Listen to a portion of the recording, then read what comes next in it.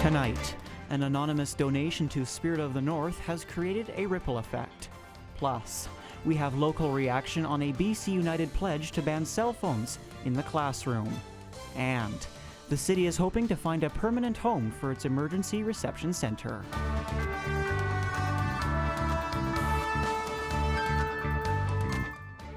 Good evening and welcome to the CKPG News at 5. The Spirit of the North Foundation steps in where provincial funding stops for healthcare equipment. Donors give almost half of the money raised anonymously. These types of donations continue to make a big difference in healthcare in the North. Dave Branco has more. The Festival of Trees is the Spirit of the North Foundation's primary fundraiser. During this past festival, a dedicated volunteer's family donated $1 million in her honor. Also, an anonymous donor generously supported the launch of a regional mobile ultrasound program last year. So we had a donor come to us and they were really passionate about bringing healthcare to Northern BC and doing it in a way that was unique, doing it in a way that was very progressive, and they were looking at different programs that would keep people in Northern BC. And so we had met with Northern Health, and that was where the concept of the mobile ultrasound program was first drafted. The ultrasound program is the first of its kind in the North and has highlighted mobility's importance in responding to the challenges seen in our communities. The anonymous donation has created a positive ripple across the North. Specifically met with this donor to let them know this is what we've done, this is the program, this is how it's launched, and this is the impact of it. So this is the amount of patients that are staying in the North now. This is the wait list that we're able to start clearing up in Northern BC. And this is the travel time that it's saving people. You know, I think often we forget about it's not just travel time, but it's financial burdens on people to travel to Prince George to get an ultrasound, take a day off work or a couple of days off work, get a hotel. It's quite a burden on people. According to Cassie, some anonymous donors choose to give for various reasons, and their motivations can vary based on individual circumstances and preferences. I think one of the best highlights of this would be the Toffel system. That was an anonymous donor who wanted to have some more interaction with his father that was suffering from dementia. And he researched, he found this system, and he brought it to us and said, hey, is this something that we can do in Northern BC, specifically for this care home for my father? And so we worked with him, we brought the unit in, and then all other care homes saw the impact of this Toffel system. Now we've got them in every care home in Prince George, and we're moving throughout Northern BC with these systems. The ultrasound program was a $283,000 donation. Northern Health does not fund the Spirit of the North and is a separate entity to connect those wanting to support those in need and work in healthcare. Dave Branco, CKPG News. The local RCMP has released the final numbers from the holiday season impaired driving campaign. A total of 46 driving suspensions were issued during the holiday season in Prince George. That includes 24 90-day driving suspensions due to alcohol, 5 3-day suspensions due to alcohol, and 3 24-hour suspensions due to alcohol. And there were 14 24-hour driving suspensions due to drugs. So this is showing us that there's a bit of a shift in the mentality of some of our drivers in Prince George, and maybe, you know, imbibing probably in cannabis, but in some drugs before they start driving. And we want to remind them that that is still illegal and still very dangerous. Operation Red Nose, what a great bunch of volunteers. We're so grateful that we have that available to us every year here in Prince George. Over 9 nights of operation, they provided 470 rides to Prince George residents, which, you know, while we commiserate over the drug-related impaired stats, you know, 470 people decided to utilize Operation Red Nose as a means of transportation during the holiday season, and we're really happy to hear that people are still exercising that kind of choice. With students back in school this week following Christmas break, BC United has doubled down on its pledge to ban cell phones in K-12 classrooms. Tommy Osborne has the local reaction from educators. Should cell phones be banned in schools? BC United wants cell phones out of our classrooms, but some local educators think a full-on ban isn't the way to go. It's not a black and white matter. I'm an educator, and I believe in the power of educating. Part of the job of teachers is not just to teach the ABCs and how to read and how to do math and the facts. It's how to think. It's how to operate in society. It's how to regulate your emotions. It's how to conduct yourself. To have a blanket ban on a form of technology that is widespread out in the world, but to be banned in school, could set up young people for not being properly equipped to be technologically literate. While there certainly are downsides like social media and games, phones can also be quite useful in a classroom too. After all, most adults will tell you they use their phone during work hours, and sometimes it's to make the job easier. When I was a teacher in the classroom, I would have kids, I'd be, hey kids, okay, we got this coming up, get at your phones, put it in your calendar, or make a reminder, or I can write something on the board, and go, you know what, don't you need to write that down, just snap a photo, right? Like, those are good uses of technology that we use as adults as well. One main reason BC United wants to ban cell phones is our province's 2023 Program for International Student Assessment Rankings, as we saw it dip. BC finished behind Alberta in all categories and also finished behind the national average in math. Could this drop be linked to cell phones, though? While the possibility can't be ruled out, it is difficult to scapegoat phones entirely. Whether they're being used for educational purposes or for social media purposes, again, unless you look at the actual metrics of the student's phone, you wouldn't really know what they're doing with it. So it's really hard to say if that would affect their learning or not. Certainly if they're on TikTok all day, that's going to have an effect, but they could be using it as a really powerful educational tool. They are very powerful tools, but even with adults, you need to use them properly. There's pros and cons to having cell phones in classrooms, so focusing just on the cons might not be the best way to go. At the very least, Brennan hopes some discussion is had with schools before any decisions are made, as a full-scale ban might not be for the best. Tommy Osborne, CKPG News. The city of Prince George has seen the writing on the wall. It will likely host evacuees from all points given its proximity to fire zones, but it is hoping to find a more permanent home for its reception center. In 2017, when Prince George played home to thousands of evacuees from the Caribou, the reception centre was at the College of New Caledonia. Subsequent years, it moved to the Kin Centre Lounge, then the Kin Centre Atrium. In fact, the city set up emergency response centres in 2017, 2018, 2021, 2022, and last year, all over the city. It's a bit of a battle. A great example is last year. We started May the 4th was our first day of operation. We went for 139 days. We moved 8 times. Significant impacts on staff, frankly significant cost to the province because each time we need to pull down, set up again, redo IT connections, all of that type of thing. That's why the city is lobbying the North Central Local Government Association to advocate for a permanent reception centre location. We know now this is the new normal where we're going to have wildfires and evacuations most years. So it just makes good sense in terms of efficiency and effectiveness to have one centralized location that evacuees can come to. It's also more efficient for the staffing side as well. Last year we actually moved 6 locations for our reception center. In 2017, there were just over 10,000 people registered as evacuees, just over 3,000 the following year. In 2020, 65 families registered, 37 of which were due to wildfires, 168 families the following year. And in 2022, 24 families registered between January and April, and another 41 from May to December. In my ideal world, when I started thinking about what space would we look for, something like one of the unused schools, something that has a large, space for group lodging, something that has office space, kitchens, bathrooms, showers, that type of thing. That's the ideal space. I don't know that there's the perfect space in Prince George right now. The first reception centre opened last year in early May, and if the conditions speak to what will be coming and this plan is to become a reality in time for the next fire season, time is of the essence. This year we are, in another drought. We actually we have worse drought conditions this year right now than we had last year at this time, and we haven't had a lot of snow yet. So, all indicators are that it's going to be another hot, dry summer and every potential for it to be another big fire season. We're already working on some plans within our division. In the meantime, if a temporary reception centre has to be set up for the coming year, such as in here, the Kin Centre Atrium, so be it, while the city figures out a more permanent solution. Cheryl Jan, CKPG News.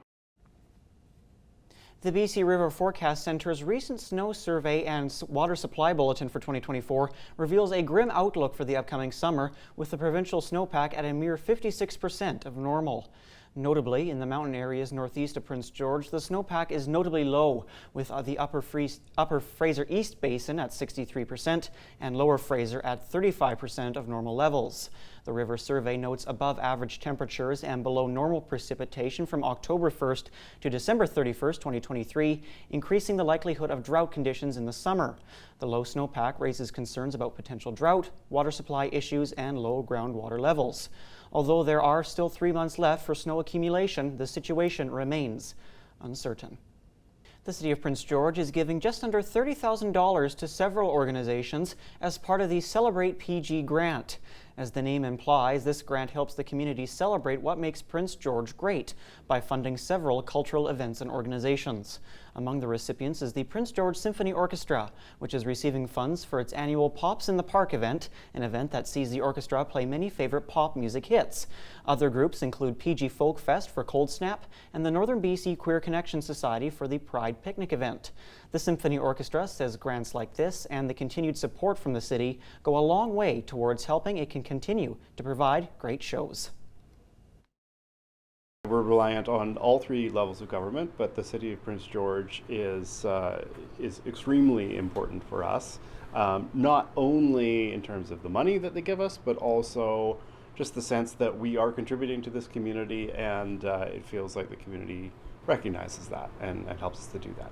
Not only do they give us the grant money, but this Pops in the Park, of course, takes place at a city facility. So it's it's great to use the beautiful park that the city has. The lowest gas price in Prince George is $1.43.9 per litre at Costco. The lowest gas price in BC is in 100 Mile House at $1.29.9 per litre. Manitoba currently has the lowest gas prices in the country on average at $1.13.7 per litre. Meanwhile, BC has an average price of $1.55.5 per litre. CKPG Sports is delivered by Domino's. Feed your team tonight with a delicious mix and match combo. Chicken, pizza, pasta, or dessert for just $8.99 per item. The Cougars will get some much-needed help that they haven't had since early December. William Kometz and Andre Becker returned to the team after both having a very successful World Juniors tournament for their countries in Sweden. And Anthony Correa caught up with the two Cougars imports. Although it wasn't with Team Canada, two Prince George Cougars represented their country at the 2024 World Juniors Tournament. Andre Becker for Team Czechia and William Kometz for Team Slovakia. For Kometz, it was the third tournament the defenseman has played in. He was one of the top players on Slovakia's back end, recording 4 assists in 5 games and playing 22 minutes a night on the country's top pairing. Now he's looking to continue his breakout year here in Prince George after playing on the national stage. I played a lot.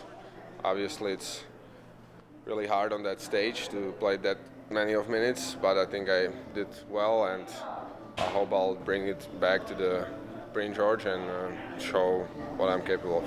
Andre Becker made his World Juniors debut this year for Team Czechia and didn't disappoint. The forward was dominant all tournament, finishing with 10 points in 7 games, including an incredible performance in the bronze medal game, where Becker recorded a hat trick and 2 assists and helped Czechia to an 8-5 victory over Finland.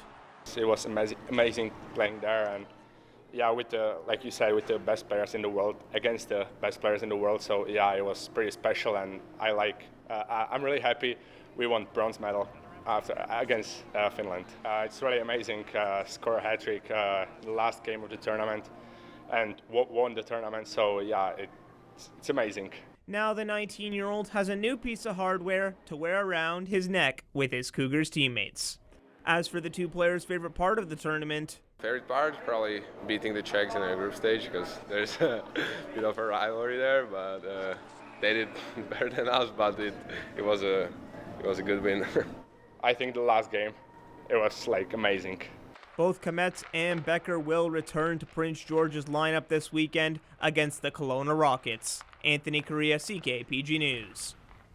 Another week of the CHL rankings has been released after the Cougars' 5-game road trip. This version of the rankings has the Cougars dropping 1 spot to number 3 in the entire CHL, while also being ranked number 2 in the WHL, being passed by the Saskatoon Blades. Prince George is 4-3 since the holiday break and will now have all weapons at their disposal heading into this weekend's series versus the Kelowna Rockets. And with the trade deadline wrapping up yesterday afternoon, both coaches and players are happy with their group for the rest of the season and playoffs. Our group has been so good. They deserve to stay together. They deserve the ice time that they're going to be getting, and you just don't get to first place by fluke. We have a super tight group in the room there. I think everybody gets along, everybody likes each other, so it's hard to, obviously, you don't want to move too many guys out or bring too many guys in, kind of mix things up, but obviously we got some key pieces with Pauls and Vallis coming in, so that's helped out a lot so far, and I'm sure it'll continue to help us out. So we're super excited for the rest of this year and hopefully a really deep playoff run.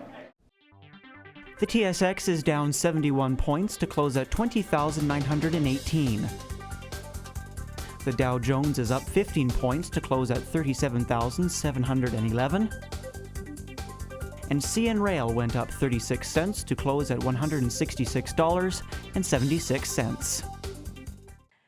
Good evening again, everyone. Cold weather is the story of our weather. There's not much else to say. It is extremely chilly out there. We are seeing temperatures into dangerously cold levels, and that is why we are under an extreme cold warning in this part of the province and some other areas as well, seeing that. So this is our look back at the day. It is an Arctic ridge, so we are seeing some sunshine associated with the cold weather, but certainly that will change come Sunday night. That's when we're tracking the next bit of precipitation, periods of snow Sunday night, Monday. With the next system that does approach, though, we should start to see the cold weather back off a little bit and the temperatures improve just a touch. But it is going to be extremely cold into our Friday as well. You can see there just clear skies. But we'll get right into the temperatures. So for tomorrow, minus 26 for us. Again, I said this a lot this week, but these are the posted temperatures. It's the wind chill values that are creating the concern out there. We are seeing those plummet to quite significantly. Tonight, we're looking at wind chill values with northerly winds gusting up to 40 kilometers an hour, bringing the temperature down to almost minus 50. So it is very, very cold into the overnight, but even through the afternoon hours as well. Our wind chill today, minus 46. So certainly a really concerning weather pattern right now that we are under. So make sure you're taking the necessary precautions and staying indoors as much as possible. Minus 21 Kamloops, so cold down there. The Arctic air has reached them and through Kelowna, and lots of high winds down through the southern interior. And now we're starting to see the temperature dip well below freezing for much of the lower mainland, Vancouver, of course, over towards the south coast there as well. Very cold and outflow winds causing a real concern there as well. Minus 29 Fort St. John. Boy, it's a cold pattern everywhere you look. This is our region tomorrow, our broadcast region, and the daytime highs. So again, into the mid-20s, minus 26, minus 25, and certainly very sunny with the Arctic ridge. So again, we are seeing the skies nice and clear for the most part. A lot of this cold air mass stretching further east as well. So we're seeing much of Alberta actually, and especially Edmonton, really under those cold weathers as well, or cold temperatures, minus 30 there. The snow and cold through the prairies, and then it is clear but cold still further east, not quite as extreme in terms of temperatures as what we're seeing along the west, but still very cold there as well. Sunny, but chilly right through the weekend. So again, this is an Arctic pattern that's not going anywhere anytime soon. The extreme cold warning will likely remain in place right through the weekend, or at least for Friday, Saturday, that's for sure, because look at this temperature for Burns Lake, minus 41, and it could feel colder than that with wind. Minus 25 for Friday, Saturday as well, and then it gets a touch better on Sunday. Monday, it really starts to regulate. The temperatures look a little better, but snow coming everybody's way by then. So there's Mackenzie, minus 11. It'll feel a lot better than it does right now. Tonight, minus 36. Tomorrow, minus 27 for a high, and sunny skies. Sunshine, cold and clear for McBride as well. A little bit more cloud cover Saturday and Sunday, so that will kind of allow the temperatures to maybe not get as cold as today and tomorrow, but certainly it is still going to be chilly. Quesnel, minus 30 tonight, minus 24 for the afternoon tomorrow, and then we start to see things improve slowly by Sunday, but particularly Monday. Lots of snow coming, though, everybody's way by Monday. It's Sunday night that we'll start to see the snow developing, and into Monday as well. We'll be back down to around -6, but until then, extremely cold and windy out there. Take precaution. CKPG Sports is delivered by Domino's. Feed your team tonight with a delicious mix and match combo. Chicken, pizza, pasta, or dessert for just $8.99 per item. Tarek Parasak has found out his team as he was recently named to the 2024 Kubota CHL NHL Top Prospects Games and will play for Team White. It won't be the first Cougar to attend this game, as both Riley Heidt and Cohen Zemer attended the game last year on opposite teams before both players were selected in the 2023 NHL Draft. The rookie forward has recorded 60 points in 40 games this year for the Cougars and is looking forward to the opportunity to play with the best players in the CHL in front of hundreds of scouts. Yeah, I'm super excited for the opportunity. I think just to see all the other great draft-eligible players out there in the CHL it'll be a really cool experience, and I'm super excited to get there. It's really cool, the success that I've had, and obviously the team's had great success. So, I mean, all the guys around me, that's what's doing it for me, being able to play with these super good players. They're all elite players, guys like Heider, Funker, Bex. So our whole team's just kind of been clicking throughout the year, and those guys are just great guys to have around me to play with. So I think it's all to them. Even though the 2024 Parabiathlon World Championships and Para-Nordic World Cup finals are just under a couple months away, the Caledonia Nordic Ski Club is already gearing up. The snow machines were firing on all cylinders in what is called the stadium at the club. The goal is to build up a sufficient base for the championships. Conditions were not ideal in December to produce snow, but they are now, and the club is going great guns, so to speak. We need cold weather to be able to make snow. So we did have, a snowfall mid-December, which brought about, I think, 10, 15, 20 centimeters maybe, which gave people a bit of an early start. But then it got warm, and with temperatures above zero, we can't even start the snowmakers. So yeah, so it was a bit of an anxious December. But we knew we had lots of winter left, so that was kind of our the thought that we shouldn't panic yet. 9 years ago, one of the most controversial calls in the NFL took place with Des Bryant's catch-no-catch play. Today, we revisit that along with some of the other mind-boggling calls in NFL playoff games in tonight's CKP3.